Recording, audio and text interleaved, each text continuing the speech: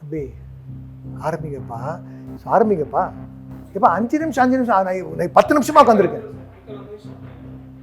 10 நிமிஷத்துக்கு முன்னாடி கேட்கும் போது நீங்கள் வந்து 5 நிமிஷம் அப்படின்னு பார். நான் ஒரு 10 நிமிஷம் வெயிட் பண்ணதுக்கப்புறம் என்னை பற்றி ஏதாவது தெரியுமா உனக்கு?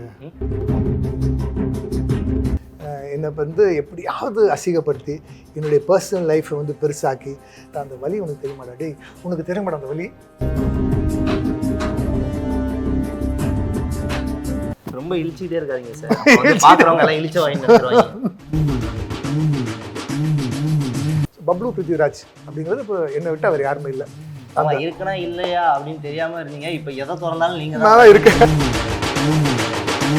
இந்த ஒரு 6 மாதம் அப்படி ஒரு லவ். அவளை பார்க்காம ஒரு நிமிஷம் இருக்க முடியாது, அவள் என்ன பார்க்காம ஒரு நிமிஷம் இருக்க முடியாது. என்னென்னு பார்த்தா அவங்களுக்கு கேன்சர். அதுக்கப்புறம் ஒரு 4-5 மாதத்துக்கு அப்புறம் அவங்க இறந்துட்டாங்க.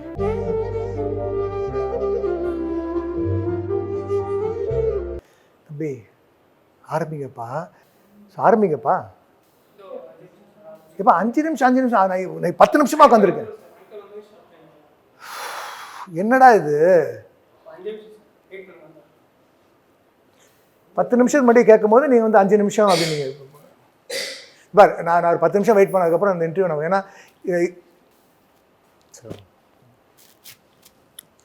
என்னப்பா இல்லை உங்களை இன்டர்வியூ பண்ண சொன்னாங்க. நீ கேமராவில் இருந்தானே சார்? நீ கேமராமேன் தானே நீ? இல்லை சார், உங்களை பார்த்தோன்னே வந்த விஜே பண்ண வந்த பொண்ணு போயிடுச்சு வெளியே. ஆள் இல்லைன்னு சொல்லிட்டு என்ன பண்ண சொன்னாங்க? ஏன்னா என்ன பிரச்சனை அந்த பொண்ணுக்கு? என்ன பார்த்தோன்னு போயிடுச்சுங்கிற? நீங்கள் முறைச்சி பார்க்குறீங்களா சார்? இந்த மாதிரி அந்த பொண்ணை பார்த்து வச்சுருந்தா அந்த பொண்ணாவது உட்காந்து இன்டர்வியூ எடுத்துங்களேன். நான் எங்கடா முறைச்சேன்? அந்த பொண்ணு உள்ளே வரும்போதே நீங்கள் கொஞ்சம் டெரராக இருந்தீங்களா தான் போயிடுச்சு சார். அப்போ இந்த இன்டர்வியூ இல்லையா சார்? நான் எடுக்கிறேன் சார். என்ன எடுக்க சொன்னாங்க. சரி, அங்கேருந்து கேமராலாம் தூக்கிட்டு வந்துட்டோம். ஆள் சரி வந்ததுக்கு எடுத்துகிட்டாவது போகலாம் அப்படின்ட்டாங்க. என்னடா தமாஷா பண்ணுறீங்க? ஏதாவது பார். நான் ஒரு சார் நான் நல்லா எடுப்பேன் சார். இல்லைடா தம்பி சரி வராது. பார் நீ கேமரா டிபார்ட்மெண்ட் உனக்கு அப்புறம் என்னை பற்றி ஏதாவது தெரியுமா உனக்கு? இல்லை சார், நீங்கள் உங்களை பற்றி சொல்லுங்கள். நான் தெரிஞ்சுக்கிட்டு அப்படியே ஒரு 5 நிமிஷம் நீங்கள் சொன்னீங்கன்னா நான் அதை அப்படியே வேணாப்பா சரி வராப்பா. இப்பா இது வரைக்கும் 42 இன்டர்வியூ பண்ணிட்டேன். ஓகே, இப்போ நீ தான் லாஸ்ட். இந்த இன்டர்வியூ தான் லாஸ்ட். சரி ஓகே, நீங்கள் என்னை பற்றி இன்டர்வியூ எடுங்க. நான் சொல்கிறேன் 41 நான் இருந்துடுறேன். எங்கடா பிடிச்சிட்டு வந்து இந்த கேமராமேனை? நீங்கள் எடுங்க சார். நான் நல்லா பேசுவேன். நீங்கள் ஏதாவது ஒரு கேள்வி கேளுங்க, நான் பதில் சொல்லாட்டினே பாருங்கள். இப்போ நான் ஒன்று கேள்வி கேட்கணும். நீங்கள் கேளுங்க. இது நல்லா டிஃப்ரெண்ட்டாக இருக்குல்ல. நீங்கள் 41 பேருக்கு இன்டர்வியூ கொடுத்துறீங்க, 42 என்ன இன்டர்வியூ எடுங்க. சரிப்பா, நீ என்னவா ஆகணும்னு வந்த? நான் வந்து சின்ன வயசில் வந்து ஏதாவது ஒன்று ஆகலான்னு இருந்தேன். ஆனால் இப்போ வயசானதுனால கூடிய சீக்கிரத்தில் ஒரு குழந்தைக்கு அப்பா ஆகலான்னு நினச்சிட்டு இருக்கேன். அதான் உடைய வாழ்க்கை குறிக்கோள். ஆமாம், அதை தேடி தான் வந்தேன். வேறு நல்ல கேள்வியாக கேளுங்க சார். எவ்வளோ பேர் நாட்டில் எவ்வளோ பிரச்சனை நடந்திருக்கு அதை கேட்க சொன்னால் வந்து நீ என்ன ஆகணும்னா எனக்கு நிறைய ஆசை தான் இருக்குது. அதெல்லாம் இங்கே சொல்ல முடியுமா? இப்போ என்ன பண்ணுற நீ? டைம் பாஸ் பண்ணிட்டு இருக்கா? வேற விஜய் வராங்களா இல்லையா? என்னதான் சார் இன்னைக்கு விஜயவா வந்து அப்பாயின்மெண்ட் பண்ணி சாவடிக்காது போடா. டே போர் அடிக்காது போ. இப்போ நான் வந்து என்னை பற்றி தெரியும் உனக்கு. நான் டென்ஷன் பார்ட்டி தெரியாது சார். தெரிஞ்சுதான் நான் தான் வந்தோன்னு ஆரம்பிச்சிருக்கேன். வந்து தெரிஞ்சவொன்னே ஆரம்பிச்சுட்டு இருப்பேன். நான் நேரம் எதுக்கு உங்களை வேஸ்ட்டாக டைம் வேஸ்ட் பண்ணிட்டு இருக்கேன்? என் டைமை வேறு வேஸ்ட் பண்ணிட்டு இருக்கேன். டேங்கப்பா பெரிய இவரு. டேய் போடா. ப்ராங்கா பண்ணிட்டு இருக்க நீ என்ன? இதுதான் ப்ராங்க் வீடியோ இது. போடா. இல்லை சார், உண்மையிலே தெரியாது சார். பார்த்தீங்களா, நான் வந்து கேமரா தான் செட் பண்ணிட்டு இருந்தேன். அவ்வளோ நேரம் கேமராமேனு வந்து விஜே போயிடுச்சு. அதான் கேமராமேனை இன்டர்வியூ பண்ண சொன்னாங்க, வந்துட்டேன். சரி இப்படியே டைம் இல்லைப்பா. நான் வந்து சரி ஓகே சார் போயிடலாம். சரி ஓகே போயிடலாம். ஆரம்பிச்சிடலாமா சார்? ஆரம்பிக்கலாமா? ப்ராங்க் பண்ண வந்தேன் நீ? அப்படிதான் சொல்லி அனுப்பிச்சாங்க. நீங்கள் ஆனால் சிரிச்சுக்கிட்டே இருக்கீங்க. டேய் நான் தானே இதெல்லாம் ஆரம்பிச்சு வச்சேன். இந்த கலாய்க்கிறது, ப்ராங்க் பண்ணுறது. நானும் உடம்பை பார்த்து ரொம்ப பயங்கரமான ஆளாக இருப்பீங்களே அப்படின்னு நினச்சிட்டு இருந்தேன். எங்கள் அடி ரொம்ப உழுவ போகுதுன்னு பார்த்தா டம்மி பாவம். இல்லை நிஜமாக நான் உன்னை அடிச்சுதான் வச்சுக்கேன். இல்லை சார், ரொம்ப இழிக்காது. நீ தாங்க மாட்டேன். ரொம்ப இழிச்சிக்கிட்டே இருக்காதீங்க சார். பார்க்குறவங்க எல்லாம் இழிச்ச வாங்கி நினைச்சிருவாங்க. சரி ஓகே சார் போயிடலாம் சார். சொல்றதெல்லாம் சொல்லிட்டதுக்கப்புறம் மாத்திரம் பாரு. ஆமாம், அடி கொஞ்சம் பயங்கரமாக வரும்ல. சரி ஓகே சார் ஆரம்பிச்சிடலாமா சார்? சீரியஸ் என்ட்ரி பண்ணுறோமா இல்லை ப்ராங்க் பண்ண? நீ எதுக்காக உண்மை ப்ராங்க் பண்ண வந்திருக்கியா இன்டர்வியூ பண்ண வந்திருக்கியா? இன்டர்வியூ பண்ணதா சார். இப்போ எதுக்கு ப்ராங்கிங்னு ஆரம்பிக்கிற ராஸ்கல்? இது ஒரு புது கான்செப்ட் அவனுக்கு. இல்ல கான்செப்ட் இது ஆல்ரெடி நிறைய பேர் பண்ணிருப்பாங்க. சரி இருந்தாலும் நீங்க பண்ண சொன்னாங்க அதனால பண்ணேன். சரி நீங்க டென்ஷன் ஆவீங்களா? எதுக்கா டென்ஷன் ஆகணும்? இந்த சொன்னா மத்திய ஒருத்தன் அந்த ஆளை கூட்டிட்டான், அவன் அடிக்கிறேன் வந்து ஆப்போசிட் படுத்துட்டு இருப்பாரு, வந்து சொல்லிட்டு கீழே இறங்கிட்டாரு. சரி ஓகே ஆரம்பிச்சலாமா சார்? ஆரம்பிச்சலாமா.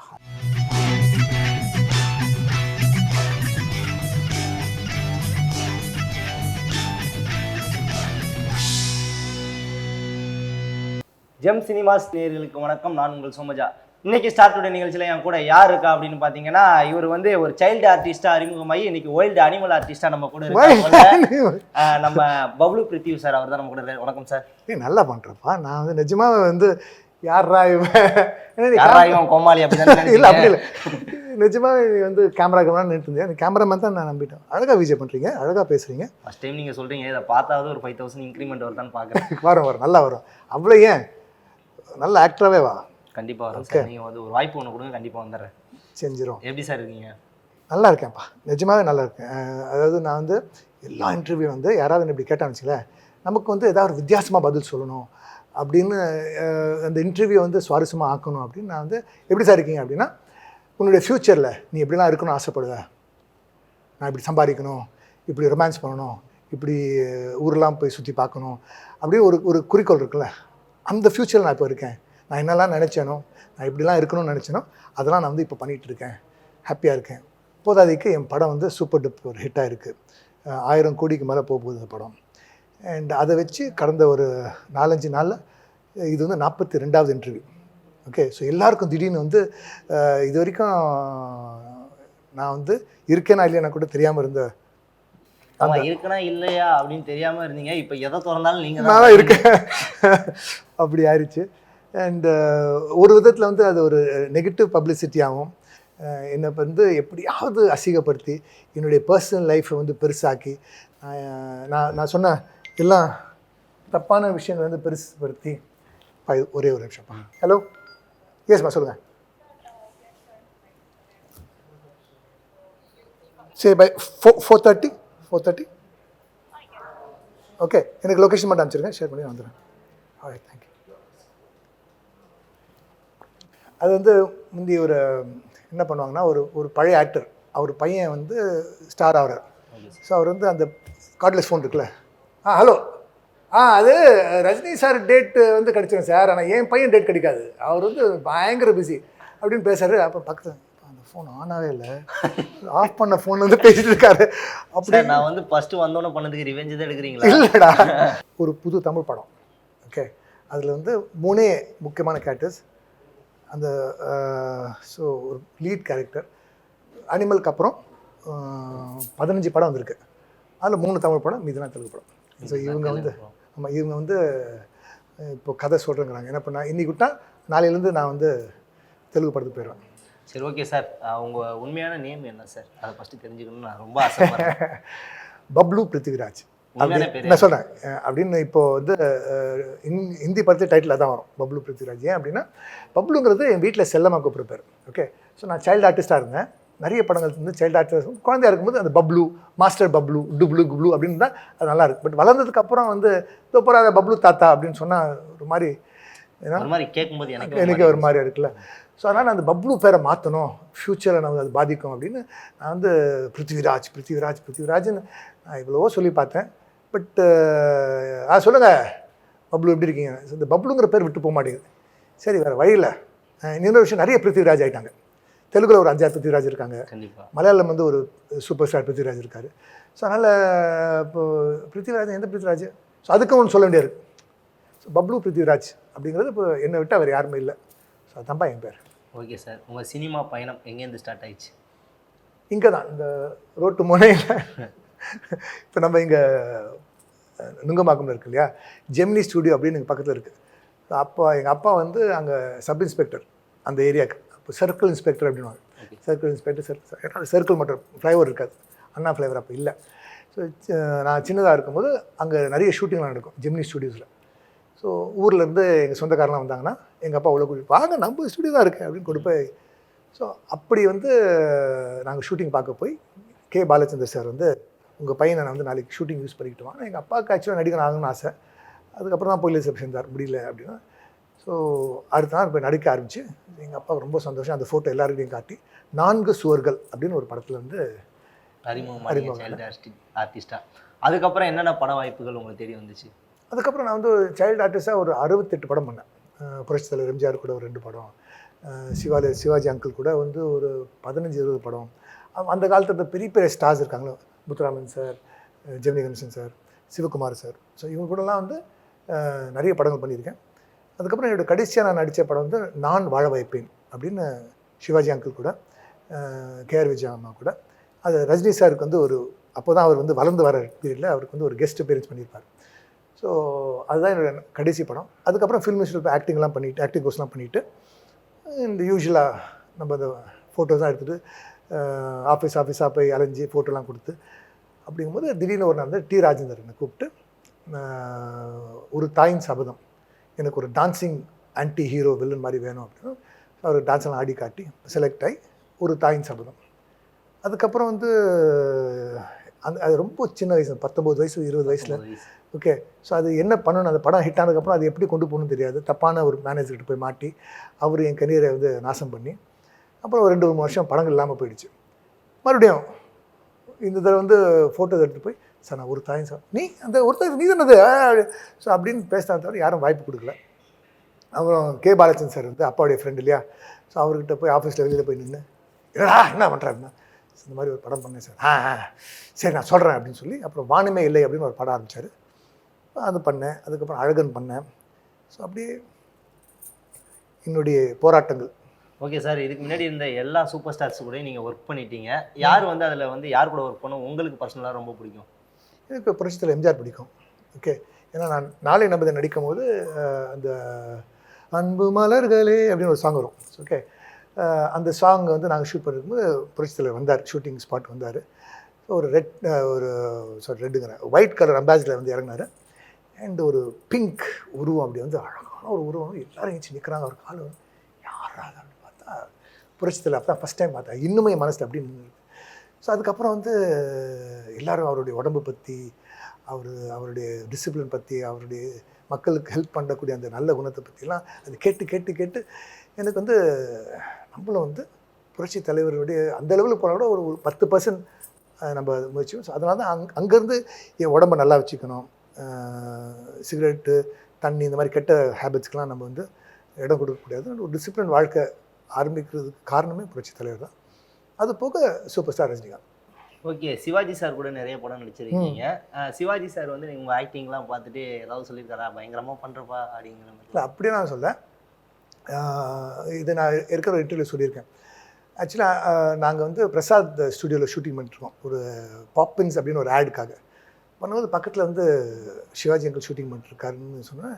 சரி அவர் போய் பார்ப்போம். ஏன்னா நம்ம ஷூட்டிங் பண்ணிட்டுருக்கோம். வேறு ஒரு படம், என்ன படம் அது, டாக்டர் சிவா அந்த மாதிரி ஒரு படத்தில், இல்லை பாரதி விலாஸ் அந்த ஒரு படத்தில் நடிச்சிட்ருக்கேன். ஸோ அவரை போய் பார்க்கலாம் அப்படின்னு சும்மா அப்படி போனோன்னே, வாடா அப்படி என்னடா பண்ணுற, உனக்கு இங்கே ஷூட்டிங் இருக்கா? இல்லை அங்கிள் பக்கத்தில் ஒரு ஆட் ஷூட்டிங்ண்ணா. அப்படின்னா என்னடா? இந்த மாதிரி இந்த விளம்பர படம், அது தெரியும்டா எனக்கு, பட் அதில் நீ என்ன பண்ணுற அப்படின்னு.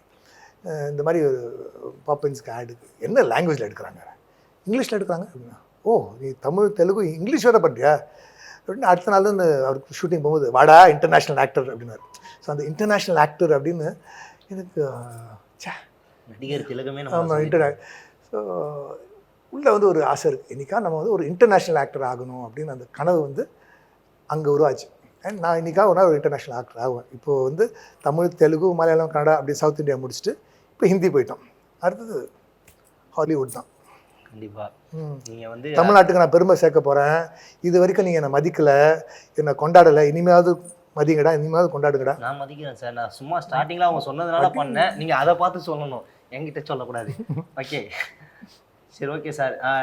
வெள்ளித்திரையில் வந்து நீங்கள் பயங்கரமாக போயிருந்தீங்க. பட்டுன்னு சின்ன திரைக்கு வந்த காரணம்? இது கனடா பதில் சொல்ல, உண்மையாக சொல்லவா இல்லை நம்ம ஒரு நடிகை மாதிரி பேசுவா? உண்மையாக சொல்லுங்கள் சார். எல்லாரும் நம்ம வந்து எப்போவுமே வந்து அந்த முகமூடியோடயே இருந்தால் வந்து மக்களுக்கு தெரியும். நான் என்றைக்குமே முகமூடி இருந்தேன், என்றைக்குமே வெளிப்படையாக தான் இருந்திருக்கேன். அதுதான் என் பிரச்சனையே. 2 காரணம்ப்பா. என்ன அப்படின்னா, என் பையன் வந்து அவர் வந்து ஆட்டிசமால் பாதிக்கப்பட்ட ஒரு குழந்தை. ஸோ ஸோ எனக்கு வந்து எங்கள் அப்பா வந்து கொஞ்சம் சுமாரான அப்பா தான். அவருக்கு வந்து ஒரு நல்ல அப்பா கிடையாது. அவர் எப்படி ஒரு அப்பாவுக்கான ஒரு நல்ல தகுதியெலாம் அவர் கிடையாது. அதுக்கெலாம் நிறைய கதைலாம் சொல்லியிருக்கேன். ஸோ நான் முடிவு பண்ணேன், உலகத்தில் வந்து சிறந்த அப்பா யார் அப்படின்னா என்ன தான் சொல்லணும் அப்படின்னு. நான் வந்து எனக்கு குழந்தை பிறக்கும்போது அவ்வளோ ஹாப்பி, அவ்வளோ சந்தோஷம். பட் ஒரு 2-3 வயசில் வந்து அவருக்கு வந்து இந்த மாதிரி ஆட்டிசம் இருக்குதுன்னு தெரிஞ்சோன்னா ஆனால் உடஞ்சி போய் தெலுங்கில் வந்து நல்லா போயிட்டு இருந்தது.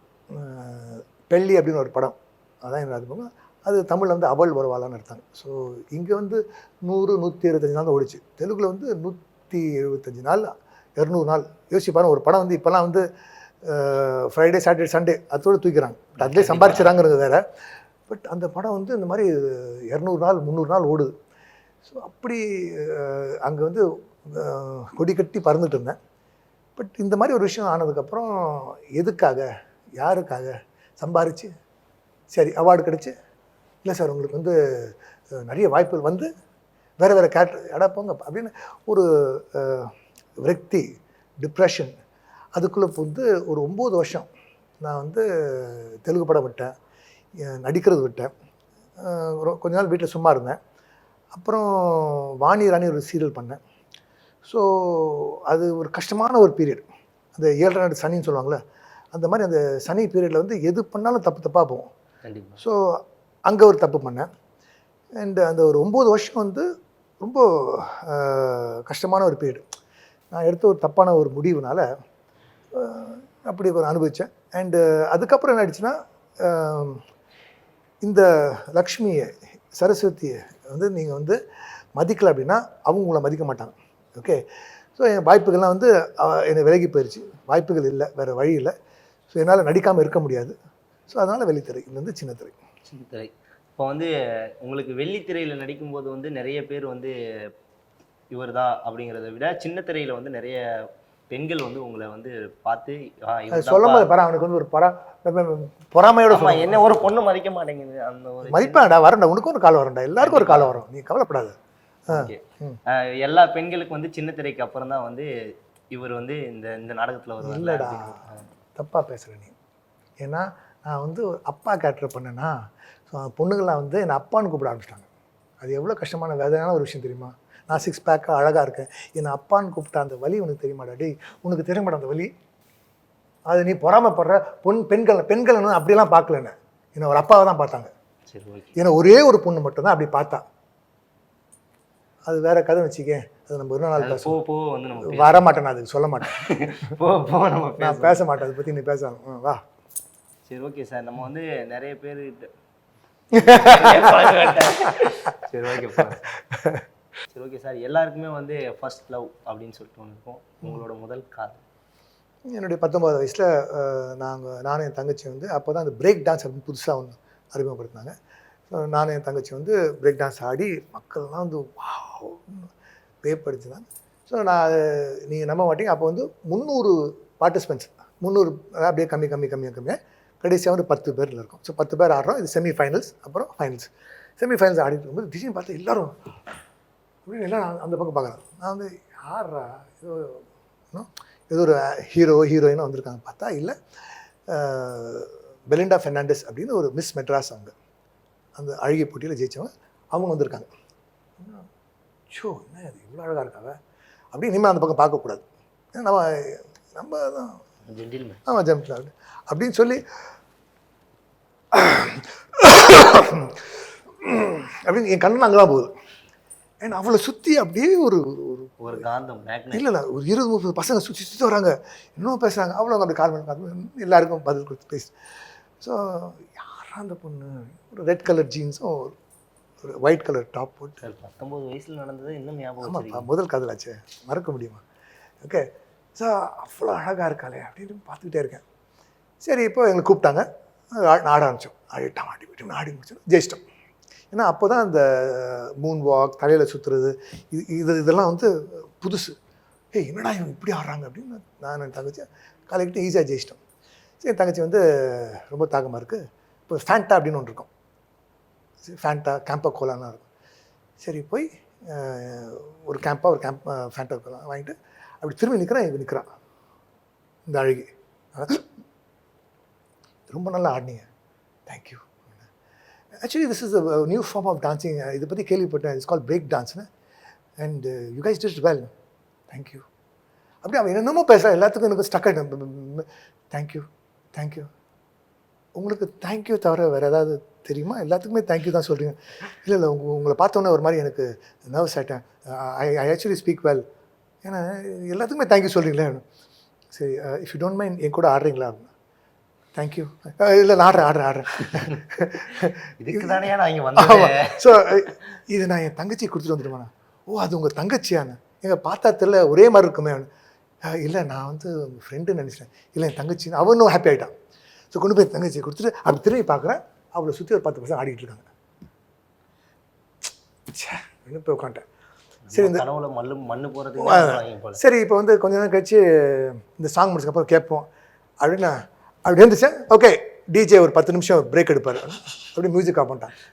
ஏன்டாங்க எல்லாமே எனக்கு எகஸ்டாக போகுது அப்படின்னு அப்படி கிளாக்கை பார்க்குறேன்.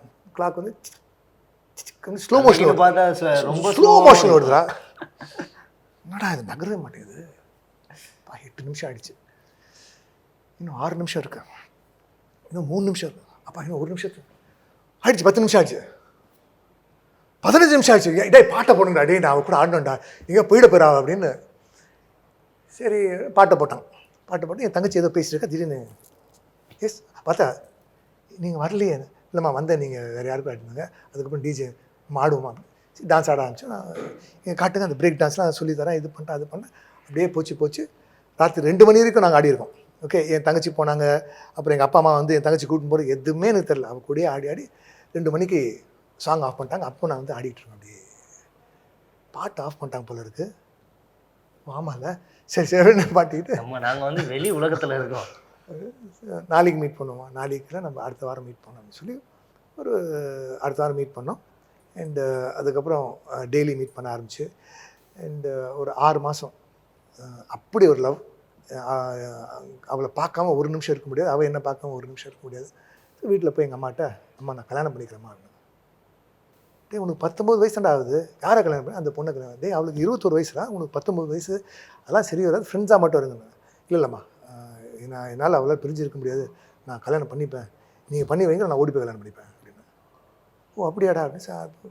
எங்கள் அம்மா வந்து அவங்க அப்பா கூட்டிகிட்டு போய் அவளை கண்ணா பின்னா திட்டி, அறிவில் உனக்கு, அவன் சின்ன பையன், நீ உனக்கு 21 வயசு, ஒரு குரோனா போகும்போது அவளை கண்ணா பின்னா திட்டி அவளை அடித்து அரைஞ்சி அந்த அடுத்த நாள் வந்து அவள் இல்லை உங்கள் அம்மா என்னை ரொம்ப திட்டாங்க, அடிச்சிட்டாங்க அப்படின்னு பிரிஞ்சிட்டோம். அப்புறம் எங்கள் அம்மா போய் கேட்டேன், என்னம்மா? இல்லைம்மா என்னை ரொம்ப இன்சல்ட் பண்ணிட்டான், நீ சொன்னோன்னு போய் கேட்டேன், என் பையனை கல்யாணம் பண்ணிக்கோ அப்படின்னு கேட்டால் அவங்க வந்து என்னை ரொம்ப தரக்குறவாக பேசுகிறேன், அதான் நான் அரைஞ்சிட்டான்ல அப்படின்னு. அப்படியே அப்பா வேணாம்மா எனக்கு அப்படின்னு நானும் வேணான்ட்டேன். ஸோ அதுக்கப்புறம் பிரிஞ்சிட்டோம். ஒரு 8 மாதம்க்கு அப்புறம் ஒரு ஃபோன் வருது, இந்த மாதிரி அந்த பொண்ணுக்கு உடம்பு சரியில்லை அப்படின்னு. என்னென்னு பார்த்தா அவங்களுக்கு கேன்சர். அதுக்கப்புறம் ஒரு 4-5 மாதத்துக்கு அப்புறம் அவங்க இறந்துட்டாங்க. கண்டிப்பாக பிரியும்போது நார்மலாக பிரியறதுக்கும் நிரந்தரமாக நம்மளை விட்டு பிரியறதுக்கும் ஒரு வழி இருக்கும்ல. ஆமாம். ஸோ அதனால் அதான் என்னுடைய ஃபஸ்ட் காதல். அவங்க முகத்தை போய் பார்த்துட்டு வந்தீங்களா? ஆமாம், போனேன். அதுக்கப்புறம் போனேன், டெய்லி போய் பார்த்தேன். ஏன்னா அந்த கீமோ தெரப்பிலாம் கொடுத்து அப்படி ஒரு உலக அழகி வந்து ஒரு மாதிரி மண்டோடு மாதிரி ஆகிட்டாங்க. சொல்லும் போதே கலந்து. ஆமாப்பா, இது நடந்து 85 நடந்தது. இன்னமும் வரேன். ஏன்னா ஃபஸ்ட் லவ்வை மறக்கவே முடியாது. ஓகே, மனிதனுக்கு முதல் காதல் யாராலையும் மறக்க முடியாது. சரி, ஓகே சார். பொதுவாக வந்து லவ் அப்படின்னா உங்களோட ஒப்பீனியன் என்ன சொல்லுவீங்க? வலி. என்ன சார் சிம்பிளாக ஒரு வார்த்தையில் முடியும்? ஆமாப்பா, லவ்ங்கிறது வலி தான். எப்படி பார்த்தாலும் வலி தான். அது லவ் பண்ணும்போது வலி இருந்தால் வலிக்கும், இல்லைனாலும் வலிக்கும். அண்டு எல்லா ஸ்டேஜ்லேயும் வந்து அவளை பார்க்கணுங்கிற அந்த ஏக்கத்தில் வலி, அவளை பார்த்துட்டோம் பிரிகிறோங்கிற வலி. ஸோ லவ்னா வலி தான். சரி, ஓகே. நீங்கள் இந்த மாதிரி சொன்னோன்னா வந்து இப்போ வந்து 2K கிட்ஸ் எல்லாம் வந்து பயங்கரமாக லவ் பண்ணிகிட்டு இருக்காங்க. அந்த மாதிரி லவ் பண்ணிகிட்டு இருக்க பசங்களுக்கெல்லாம் உங்களால் முடிஞ்ச ஒரு அட்வைஸ் ஏதாவது பண்ண முடியுமா? உண்மையாக லவ் பண்ணுங்க. ஏன்னா இப்போ வந்து 2K கிட்ஸுக்கு வந்து நான் சொன்னேன் பார்த்தீங்களா, ஒரு பொண்ணுக்கிட்ட அந்த காலத்தில் நாங்கள் பேசணும், ஃபோன் பண்ணணும் அப்படின்னா, நான் சொல்கிறேன் என் கேர்ள் ஃப்ரெண்ட் இருந்தாங்க ஃபர்ஸ்ட் லவ், அவங்க நம்பர் வாங்கி ஃபோன் பண்ணுவேன், அவங்க அப்பா எடுப்பார், கட் பண்ணிடுவேன். அப்புறம் அவங்க அம்மா எடுப்பாங்க, கட் பண்ணிடுவேன். அப்புறம் நாங்கள் ஒரு கோடு வச்சுட்டோம், ஒரு ரிங் கொடுத்து நான் வந்து கட் பண்ணிட்டேன், நான் தான். அப்போ வந்து அவன் எடுப்பான். ஸோ அவள் ஃபோன் எடுக்க மாட்டாளா, பேச மாட்டாளா அப்படின்னு. அதுக்கப்புறம் நாங்கள் நடக்கும்போது கை விட இப்படி கையை இப்படி டச் ஆகிடுச்சுடா.